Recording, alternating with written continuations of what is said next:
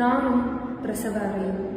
என் வாழ்க்கைக்கு அர்த்தம் தந்த நாள், நான் என்னை அன்னையாய் இந்த உலகிற்கு அறிமுகம் செய்து கொண்ட நாள், மரண வழி மலர்முகம் பார்க்கும் வரை, செத்து பிழைத்தேன், வாழ்நாள் சொத்து கிடைத்தது. பல நேரம் பிரசவ வழி வராமல் துடித்தேன், பிறகு வாழ்க்கைக்கான புது வழி கிடைத்தது.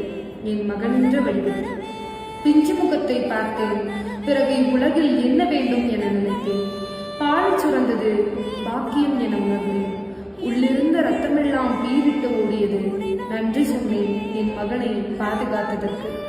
கனவல்ல வரம் நீ, ஒரு உயிரல்ல என் உயிரின் நாடி நீ.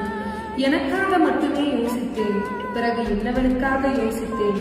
இனி என்னாலும் உனக்காகவே யோசிக்கிறேன். இல்லை, யோசிக்க தோணுகிறது, அதுதான் தாய் உள்ளம் போல. 10 மாதம் கருவறையில் கண்மணி போல் காத்து, பிரசவ அறையில் பிரசவித்து, நீ வாழ்நாளெல்லாம் மணவரையில் மகுடம் சூடி வளர்த்தேன் என் மகன் உன்னை. உன்னை பெற்ற நாள் வெறும் நானும் பிரசவ அறையும். என் வாழ்க்கைக்கு அர்த்தம் தந்த நாள், நான் என்னை அன்னையாய் இந்த உலகிற்கு அறிமுகம் செய்து கொண்ட நாள், மரண வழி மலர்முகம் பார்க்கும் வரை, செத்து பிழைத்தேன், வாழ்நாள் சொத்து கிடைத்தது. பல நேரம் பிரசவ வழி வராமல் துடித்தேன், பிறகு வாழ்க்கைக்கான புது வழி கிடைத்தது.